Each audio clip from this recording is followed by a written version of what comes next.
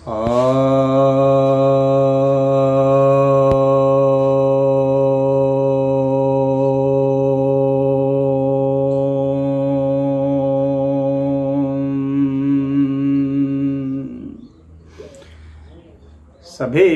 भक्तजनों को सप्रेम नमः। भक्तों, आपकी एक जिज्ञासा है अम्बेडकर जयंती पर कि क्या अम्बेडकर हिंदू धर्म विरोधी थे या हिंदू धर्म सुधारक थे।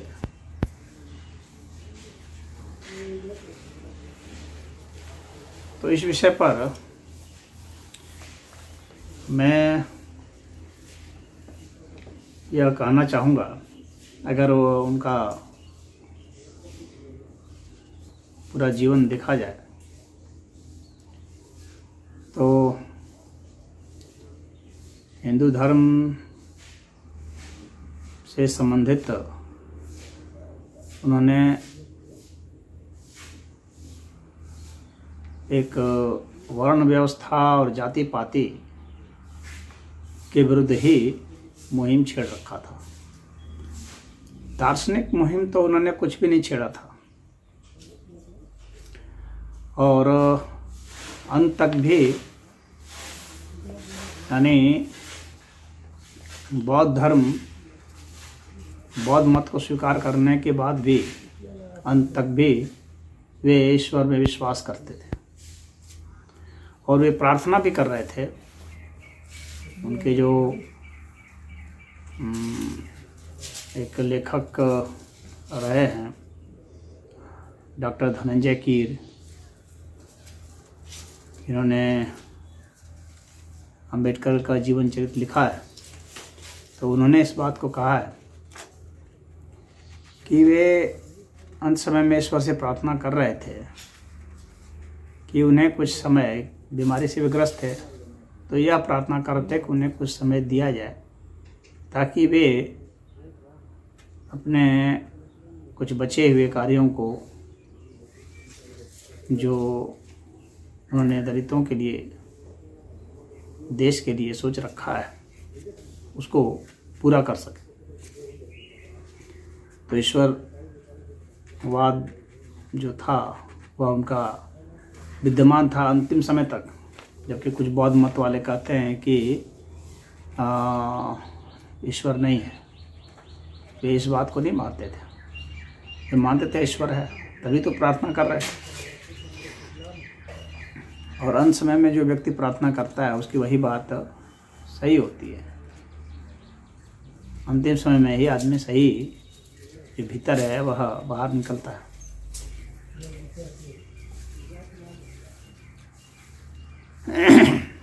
अब इसके बाद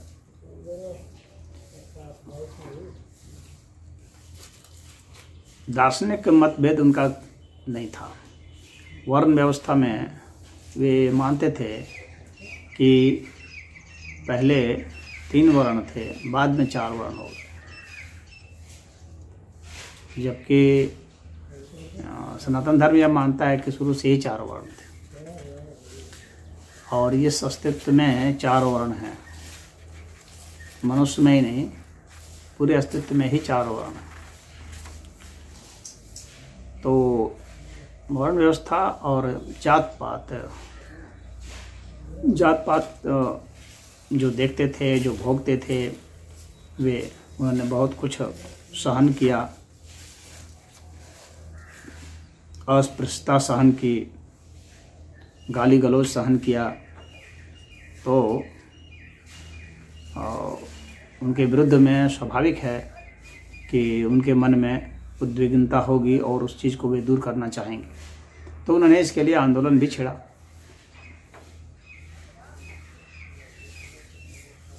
समाज समता संघ के वे अध्यक्ष भी थे। तो वे चाहते थे जात पात हट जाए और वे मानते थे कि ये जो जात पात है ये कोई ईश्वरी नहीं है, इसे मनुष्य ने बनाया।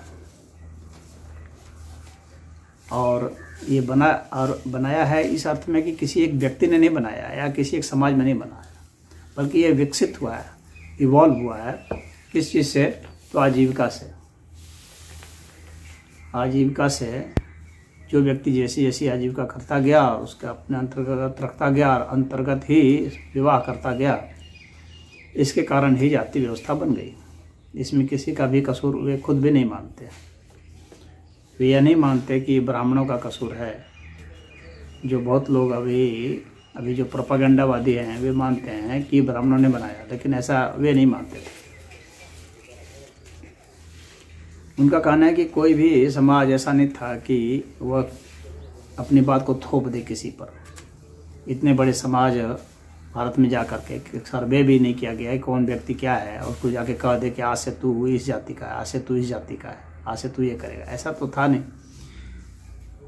कौन कहाँ है कौन नहीं, कोई नहीं जानता था ना। उस ज़माने में इतनी व्यवस्था थी कि लोग चल फिर सकें इतने दूर दूर तक और सबको एकजुट करें और ऐसे बोलें और उनकी बात कोई माने, ऐसा कुछ नहीं था। इस बात को वे स्वीकार करते थे कि यह स्वाभाविक रूप से ही, प्राकृतिक रूप से ही विकसित हुई है जाति पाति, और यह विकसित हुई है कि आजीविका वालों के बीच में ही अंतर्गत ही विवाह होते रहे, यानी विवाह संबंध ही इसका जिम्मेवार है। तो अंतर्जातीय विवाह से इसका खात्मा हो सकता था। इस बात को अम्बेडकर, डॉक्टर भीमराव अम्बेडकर जी मानते थे और उन्होंने इस बात को कहा भी और उन्होंने खुद करके भी दिखाया। जो उनकी दूसरी पत्नी थी सावित्री अम्बेडकर, वह एक ब्राह्मणी थी। तो अंतर्जातीय विवाह में विश्वास वे करते थे और मानते थे कि इससे ही जाति पाति दूर होगी। तो वे सुधारवादी थे, मैं यही कहूँगा। और उन्होंने मंदिरों में प्रवेश करने का, दलितों को मंदिर में प्रवेश कराने का, हालांकि ऐसा नहीं था कि दलितों को सब जगह प्रतिबंधित था, कहीं कहीं पर जहाँ लोकल था वहाँ पर इस तरह का कुछ था, तो उसको प्रवेश कराने का उन्होंने प्रयास किया। कुछ जगह सफल भी हुए, काफ़ी विरोध के बावजूद भी, कहीं असफल भी हुए, लेकिन वो इससे तंग आ चुके थे। जो कुछ लोग कहते हैं कि उन्होंने बौद्ध धर्म स्वीकार किया, बौद्ध धर्म की श्रेष्ठता के कारण स्वीकार नहीं किया। वे चाहते थे कि हिंदू धर्म को सुधारा जाए। कुछ लोग कहते हैं प्रतिक्रियावश वे चले गए। नहीं, प्रतिक्रिया नहीं, वे सुधारने के लिए ही हो गए कि इसी तरह से ही ये सुधरेंगे और कानून से ही ये सुधरेंगे। इसीलिए कानून में भी उन्होंने प्रावधान रखवाया, संविधान में प्रावधान रखवाया इस बात का। अस्पृश्यता विरुद्ध कानून उन्होंने लाया, हिंदू कोड बिल उन्होंने ही बनाया और बौद्ध, जैन, सिख, इन सबको हिंदू में ही रखा उन्होंने। संविधान में आर्टिकल 25(2)B में उन्होंने हिंदू के अंतर्गत ही रखा, उसको तोड़ा नहीं। तो हिंदू धर्म को वे तोड़ना नहीं चाहते, जोड़ना चाहते थे, बल्कि वे सभी मतों को, इन बौद्ध, सिख, जैन को, सबको वो हिंदू इसीलिए कहते थे, इन सबको वो एकजुट करना चाहते थे। उन्होंने इस्लाम और ईसाईयत को इसीलिए स्वीकार नहीं किया और उन्होंने स्पष्ट कहा कि दलितों को हिंदुओं से नफरत जो है उसके कारण उन लोगों को मुसलमानों से संबंध नहीं बना लेना चाहिए, उन पर भरोसा नहीं कर लेना चाहिए। तो उन्होंने कहा कि मुसलमानों को दोस्त अगर बनाएंगे तो बहुत विपत्ति में फंसेंगे, उन्हें नहीं बनाना चाहिए क्योंकि वे सभी को काफिर मानते हैं और काफिरों के नाश के लिए वे हर समय तैयार रहते हैं। तो उनका स्पष्ट दृष्टिकोण था। उन्होंने कहा कि जैसे भी हो हिंदुओं के साथ ही रहने में ही भलाई है, और कहा कि पाकिस्तान में जितने भी दलित हैं वे वापस भारत आ जाएं। जब विभाजन हो रहा था तो उस समय उनका यह स्पष्ट बयान था। जो सिद्धांत आर्य और आर्य इन्वेजन थ्योरी जो चलाया गया था ईसाइयों के द्वारा, उसको डिबंक किया था इन्होंने। वामपंथियों के विचारों को और ईसाई मिशनरियों के और मुसलमानों के जो हिंदू विरोधी सिद्धांत थे और देश की संस्कृति के विरुद्ध थे, उसको डॉक्टर भीमराव अम्बेडकर ने डिबंक कर दिया था। उन्होंने पहले बताया कि नहीं, आर्य जो है वह कोई रेशियल वर्ड नहीं है, कोई नस्लवादी शब्द नहीं है। यह तो श्रेष्ठता का द्योतक है और आर्य जो कहीं बाहर से नहीं आए थे, यहीं के थे। उन्होंने वेद का भी हवाला दिया कि वेद में नदियों का जिक्र है, उन नदियों का जो कि यहीं के हैं, जैसे गंगा, जमुना, सरस्वती, ताप्ती और झेलम, चिनाब, ये सब जो नदियां हैं आज, इन सब नदियों का जो जिक्र है वेद में, तो डॉक्टर भीमराव अम्बेडकर ने बताया था कि इन सब का जिक्र है, ये यहीं के थे, कहीं बाहर से नहीं आए थे। और शास्त्र के प्रमाण भी दिए कि आर्य शब्द जो है संबोधित किया जाता था अच्छे आदमियों के लिए। इसीलिए ये आर्य इन्वेजन थ्योरी बिल्कुल ही बेकार है। तो उन्होंने इस बात को रखा था। वे स्वयं संस्कृत के विद्वान नहीं थे, संस्कृत नहीं जानते थे वे, उन्होंने अनुवाद पढ़ करके ही सब कुछ किया था, लेकिन वे संस्कृत के बहुत बड़े समर्थक थे। उन्होंने कहा कि देश की जो राष्ट्रभाषा है वह संस्कृत होनी चाहिए, और नेहरू से इसी विषय पर उनका विवाद था। उन्होंने कहा कि एक संस्कृत ही है जो कि पूरे देश को एकीकृत करके रखने में समर्थ है। तो राष्ट्रभाषा संस्कृत को ही चाहते थे, लेकिन नेहरू ने उनकी बात नहीं मानी, क्योंकि नेहरू उनसे बहुत भीतर से ईर्ष्या करते थे, क्योंकि नेहरू मध्यम कैलिबर के थे, मीडियोकर व्यक्ति थे टैलेंट में, और भीमराव अम्बेडकर बहुत इंटेलिजेंट व्यक्ति थे। तो वो अम्बेडकर की छवि को हर समय बिगाड़ने में रहते थे कि ये जो है बढ़ नहीं पाए बहुत। उनको हर समय अपनी खुद कुर्सी का खतरा लगता था कि कहीं ऐसा नहीं हो कि ये सर्वमान्य लीडर हो जाए। उन्होंने, भीमराव अम्बेडकर ने इस बात को स्वीकार किया था सावरकर के साथ कि हिंदुओं को सेना में भर्ती होने चाहिए, क्योंकि हिंदू उस समय सेना में बहुत कम थे। और जिन्ना की यह योजना थी कि भारत को तोड़ करके अलग बना लिया जाए और बाकी जो हिस्सा बचेगा उसको सेना की ताकत से कब्जा कर लिया जाए। इस योजना के तहत जिन्ना काम कर रहे थे। अम्बेडकर और सावरकर ने भांप लिया था। तो अम्बेडकर ने महार रेजिमेंट को फिर से बनाने के लिए अंग्रेज़ों से पेशकश की और बनवाया भी, और सबको कहा कि उसमें भर्ती हो जाओ। हाँ, सावरकर ने भी कहा कि भर्ती हो जाओ।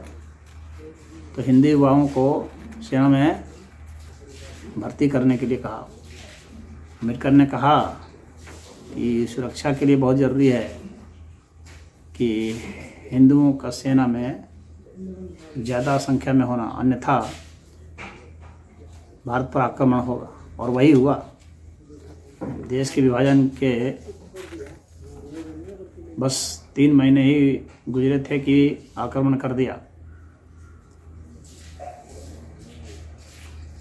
तो अगर नहीं सेना में रहे होते तो हिंदू तो बहुत दिक्कत हो जाती। तो वो चाहते थे कि रक्षा हो इस राष्ट्र। हिंदू कोड बिल भी उन्होंने बनाया, मैरिज एक्ट बनाया, छुआछूत को ख़त्म किया, तो वह सुधारवादी थे। तिरंगा झंडा जो बनाया गया है, तो तिरंगा झंडा के भी वे खिलाफ थे। उनका मानना था कि भगवा ध्वज होना चाहिए। किसी में हिम्मत नहीं थी कहने की उस समय कि भगवा ध्वज होना चाहिए, एक अम्बेडकर को छोड़कर, सावरकर को छोड़कर। तो वो अगर हिंदू विरोधी होते तो इन सब बातों को वे नहीं कहते।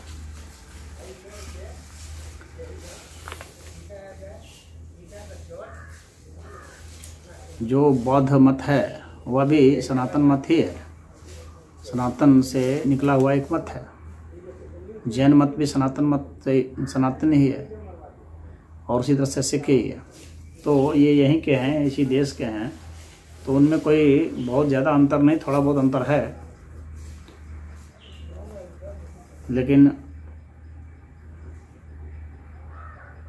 डॉक्टर भीमराव अंबेडकर ने इन मतों को इसलिए हिंदुओं के तहत ही रखा, क्योंकि वे जानते थे कि एकजुटता इनमें ही है, क्योंकि इनमें कॉमन पॉइंट्स बहुत ज़्यादा हैं, डिफरेंसेस जो हैं वो बहुत थोड़े हैं, अंतर थोड़े हैं, समानताएं ज़्यादा हैं। तो इसलिए वे उसमें गए, और वे जानते थे कि इस तरह से जाने से जो हिंदू में एक प्रतिक्रिया होगी, जिसके कारण कि हिंदू सुधार भी करेंगे। और इस बात को कहते हैं, एक जगह वो लिखते भी हैं, स्वीकार करते हैं कि हिंदुओं में लाख बुराइयां हैं, जो बुराइयां हैं उसको हिंदू स्वीकार करते हैं, ये एक बहुत बड़ी बात है, और सुधार करने का प्रयास करते हैं, ये दूसरी बड़ी बात है। तो बुराइयों को स्वीकार करना और उसके बाद सुधार का प्रयास करना, ये एक मतलब अच्छी प्रक्रिया है। इससे ही कोई भी समाज विकसित होता है और अपने को श्रेष्ठ बनाता है। जो बुराइयों को ही स्वीकार नहीं करेगा, जैसे कि इस्लाम, इस बात को वो लिखते हैं कि इस्लाम जो है अपनी बुराइयों को स्वीकार ही नहीं करता है और सुधार की बात ही नहीं समझता है, और सोचता है कि वही सही है और बाकी सब गलत। तो ऐसा वे नहीं मानते थे हिंदुओं के लिए। वो कहते थे कि हिंदू स्वीकार करते हैं कि कुछ कमियां हैं, और जो कमियां हैं उसको सुधारा जाएगा। हाँ, कुछ कट्टरवादी, कुछ इस तरह के लोग रहते हैं, सभी में रहते हैं, तो थोड़ा बहुत इसमें भी है, तो लेकिन उनकी आवाज़ कम है बहुत। और वो पर्दा सिस्टम जो हिंदुओं में है, तो कहते थे कि हिंदुओं में जो पर्दा सिस्टम है वह धार्मिक नहीं है और बाध्यकारी नहीं है, वह तो एक कस्टम है। कुछ लोग मान रहे हैं, कुछ नहीं मान रहे हैं। तो यहाँ भी वे इस बात को स्वीकार करते हैं कि हिंदू मत में जो ये सब छोटी मोटी दिक्कतें हैं वो हल की जा सकती हैं।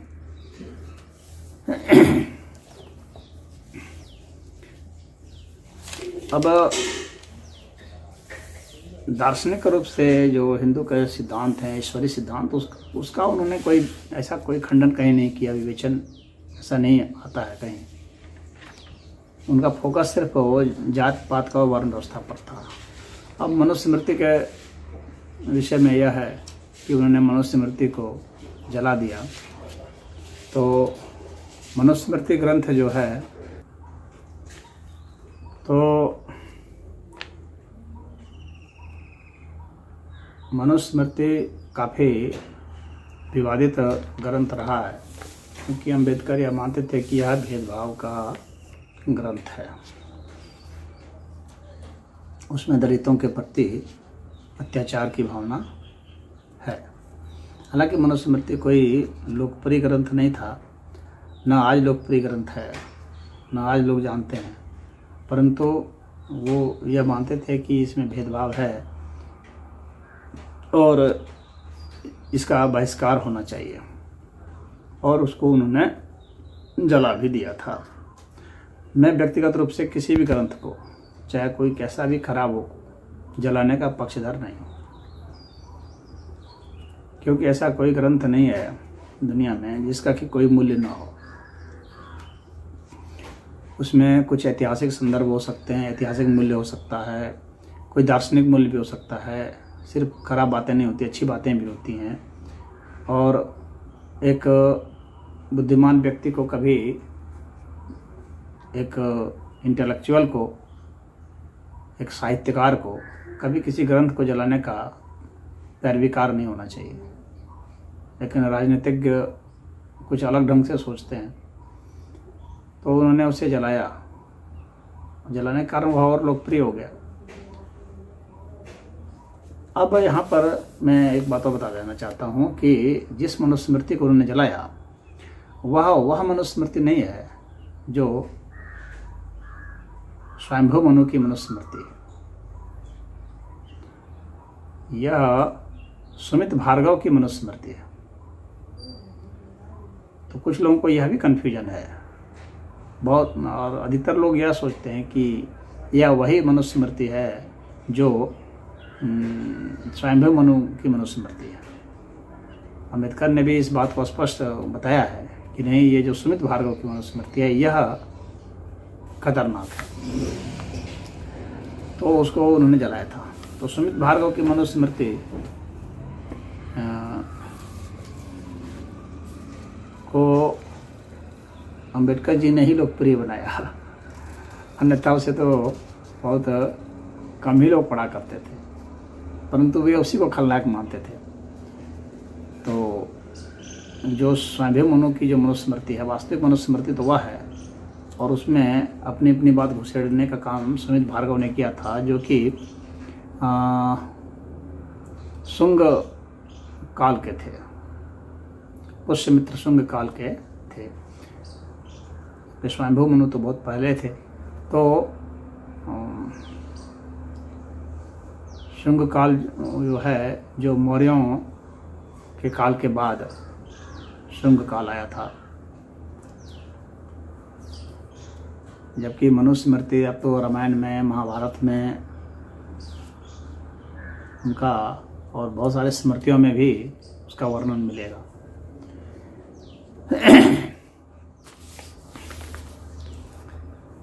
तो यहाँ पर यह समझने की बात है कि इस जगह भी डॉक्टर भीमराव अम्बेडकर हिंदू धर्म के विरोध में नहीं थे। उन्होंने कोई वेद नहीं जलाया, उन्होंने गीता नहीं जलाई, उन्होंने उपनिषद नहीं जलाया, न इनका विरोध किया। तो उन्होंने उस मनुस्मृति का विरोध किया जो कि सुमित भार्गव के द्वारा लिखा गया है, जो कि वैसे भी कोई लोकप्रिय व्यक्ति वैसा कुछ नहीं था। और उनकी जो कुछ भी आलोचना थी वह इसी जात पात से संबंधित ही थी, और चूँकि जात पात से संबंधित थी, भेदभाव थे, तो उसी विषय पर उनकी आलोचना थी। तो हिंदू धर्म के जो मूल सिद्धांत थे उनके विरुद्ध में उन्होंने कोई ऐसी बात नहीं कही है। तो यह मैं आप लोगों को बता देना चाहता हूँ। तो यहाँ भी वे हिंदू धर्म विरोधी सीधे नहीं होते हैं।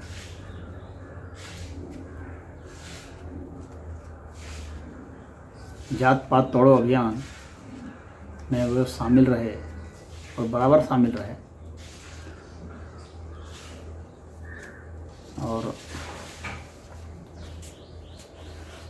वो इस बात को भी मानते थे कि जब देश का विभाजन हो गया तो जो जनसंख्या है उसकी अदला बदली पूर्ण रूप से हो जानी चाहिए। यानी यहाँ पर हिंदू सब चले आए भारत में, जो उधर के हैं पाकिस्तान तरफ से, और इधर के जो मुस्लिम हैं वे उधर चले जाएं। जब इसी नाम पर बंटवारा हुआ है तो उधर पूरी की पूरी आबादी चली जानी चाहिए। और उसका उदाहरण उन्होंने दिया था कि बल्गारिया में जैसे हुआ था, तुर्की में हुआ था, ग्रीस में हुआ था, उस तरह से ये हो जाना चाहिए। और वे मानते थे इस बात को कि ये मुस्लिम जो हैं वो देशभक्त नहीं होते हैं, और वे कहते थे कि ये लोग जिहाद करेंगे, रहेंगे तो कभी भी देश में अस्थायी शांति नहीं रहेगी। एक लगातार इसका जो है वह विरोध होगा, इस बात को वे कहते थे।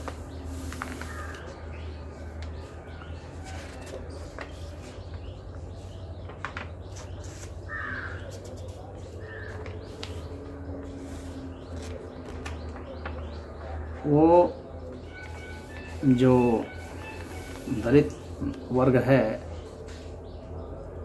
पिछड़ा वर्ग है, तो उसके समर्थन के लिए उन्होंने बड़ा प्रयास किया कि उनका जो समर्थन इस तरह से हो कि उनका राजनीतिक उत्थान हो, राजनीतिक में उनकी सहभागिता हो और उनका आर्थिक विकास भी हो। तो उसके लिए वो प्रावधान चाहते थे, योजना में चाहते थे कि उस तरह से हो, और उसी विषय को लेकर के वे नेहरू के सामने इस बात को प्रस्तावित भी करते थे कि योजना ऐसी बननी चाहिए जिससे कि दलितों का कल्याण हो सके। और वे प्रश्न भी करते थे चुनाव में, हालांकि धांधली करके उनको हराया गया था नेहरू के द्वारा। चुनाव आयोग कुछ नहीं कर पाया नेहरू के सामने में। डॉक्टर भीमराव अंबेडकर के करीब 76 या 78 हज़ार ऐसे कुछ वोट थे जिससे उनको वो कैंसिल करवा दिया था नेहरू ने। और उसी दलितों की योजना पर ही वो बात करते थे, कहे कि इसमें जो है कहाँ इन्होंने, नेहरू ने कहाँ कुछ किया है, दिखाएं कौन सा स्कीम लाया। और वे कहते थे कि दलितों की सुरक्षा का कभी भी प्रावधान नहीं करते हैं। तो दलितों की सुरक्षा को लेकर के, उनके कल्याण को लेकर के वे चिंतित रहते थे। अब कांग्रेस और उनके कुछ ये इस चीज़ को हवा देने की कोशिश करते थे कि डॉक्टर भीमराव अंबेडकर जो हैं वो सिर्फ दलितों के मसीहा हैं, यानी एक जाति या एक वर्ग विशेष के ही उनको नेता बनाने की या उनकी छवि गढ़ने की कोशिश करते थे। जबकि अगर डॉक्टर भीमराव अंबेडकर के पूरे व्यक्तित्व को देखें तो वह सबके कल्याण के लिए सोचते थे और न्यायपूर्ण तरीके से सोचते थे।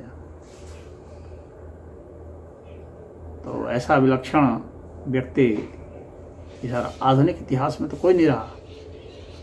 उनका अगर वैचारिक व्यक्तित्व देखा जाए तो उसके सामने में सभी जितने भी नेता थे, गांधी, नेहरू और सुभाष बोस और जो भी आप समझते हैं, वो सब बौने थे डॉक्टर भीमराव अंबेडकर के सामने। उन्होंने जो भी बातें रखी न्यायपूर्ण ढंग से रखी। गाय के विषय में भी उन्होंने प्रावधान किया था और जो संविधान का जो डायरेक्टिव प्रिंसिपल है उसमें उन्होंने बताया कि नहीं, गाय की सुरक्षा होनी चाहिए, गाय का संवर्धन होना चाहिए, गौ हत्या बंद होनी चाहिए। तो वो बराबर जो सही बात है उसको कहने में वे सबसे आगे थे और बहुत दृढ़तापूर्वक और वीरतापूर्वक कहते थे। बाकियों में वो साहस नहीं था कि कुछ कह सकें।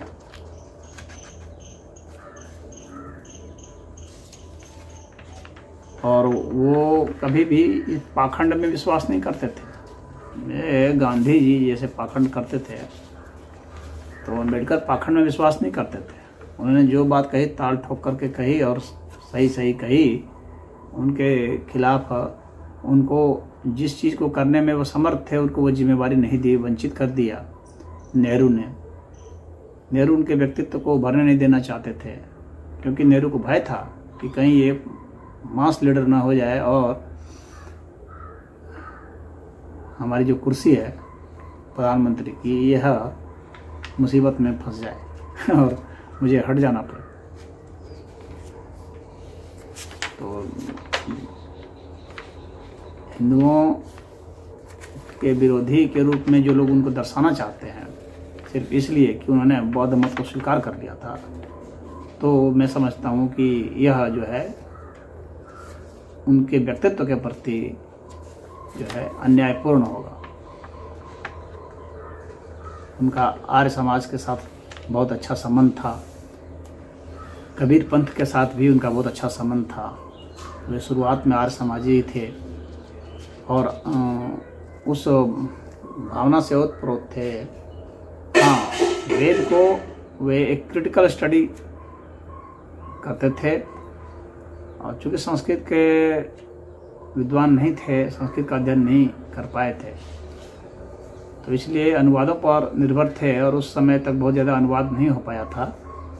जो भी अनुवाद थे वे अंग्रेजी में थे और वे सब विदेशियों के द्वारा लिखे गए थे। लेकिन डॉक्टर भीमराव अम्बेडकर की अंतर्दृष्टि इतनी मजबूत थी कि वे उसमें से देख लेते थे और चर्चा में उस चीज़ को समझ लेते थे। तो आर्य समाज के साथ उनका लगातार चर्चा इनसे विषय पर होता था। अन्य विद्वानों के साथ भी उनकी गोष्ठी होती थी, तो जहाँ पर वे इस चीज़ का खंडन मंडन करके वो समझ लेते थे कि वास्तविक चीज़ें क्या हैं।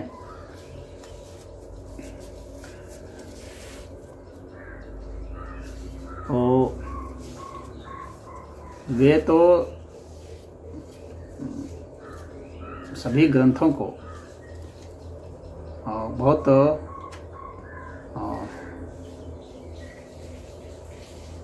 एक बौद्धिक रूप से उसका मूल्यांकन करते थे और उसके हिसाब से ही उन्होंने समझा था हिंदू धर्म को। और वो समझे थे कि इसमें थोड़े बहुत जो दोष हैं वो जातिगत संबंधित ही थोड़े बहुत दोष हैं और कोई बहुत दोष है नहीं। और उस दोष को भी हिंदू सुधारना चाहते हैं, इस बात को भी वे जान रहे थे। अब बौद्ध मत के प्रति उनका आकर्षण कैसे हुआ? तो बौद्ध मत के प्रति जो उनका आकर्षण था, तो ऐसा नहीं कि वो हिंदुओं के विरुद्ध में जा करके कर रहे थे, नहीं, उसको भी वो एक हिंदू की ही एक धारा, एक संप्रदाय ही मानते थे और उसमें वो जा रहे थे और कुछ लोगों को लेकर के भी गए। और लेकिन जहाँ तक यह मेरी अपनी दृष्टि है कि उन्होंने बौद्ध मत को भी पूरा उतना अच्छा से अध्ययन नहीं किया था, या अगर कर भी लिया था तो उस बात को उन्होंने नज़रअंदाज कर दिया और उसमें जो उल जुलूल बातें हैं, जो अवैज्ञानिक तथ्य हैं, स्त्री विरोधी चीज़ें हैं, उसको उन्होंने नज़रअंदाज कर दिया। क्योंकि उन्होंने ये सोच ही लिया था कि मुझे हिंदू धर्म छोड़ना है और वे सोचते थे कि ऐसा करने से ही जो है हिंदू सब जो है अपने को सुधारेंगे। इसलिए उन्होंने बौद्ध मत की बहुत सारी चीज़ों को जो हेय थी जानते हुए भी स्वीकार कर लिया। क्योंकि नहीं जानते थे, ये पूरा तो मैं नहीं कह सकता, जानते तो अवश्य थे और उतनी गपोड़ बातें उसमें हैं बौद्ध मत में, उसके बाद भी स्वीकार किया अम्बेडकर जैसे विद्वान। तो जाहिर सी बात है कि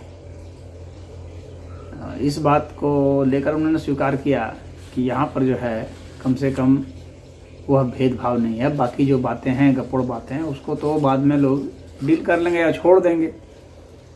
अंधविश्वासी नहीं होंगे या उनको अंधविश्वास से मुक्त कर दिया जाएगा। हालांकि अंधविश्वास से तो बहुत मत भरा पड़ा है, तो फिर भी उन्होंने जो भी निर्णय लिया ये उनका अपना व्यक्तिगत निर्णय था और मैं नहीं समझता कि यह हिंदू विरोधी था। मैं समझता हूँ कि हिंदू के सुधार के लिए था। हरि ओम।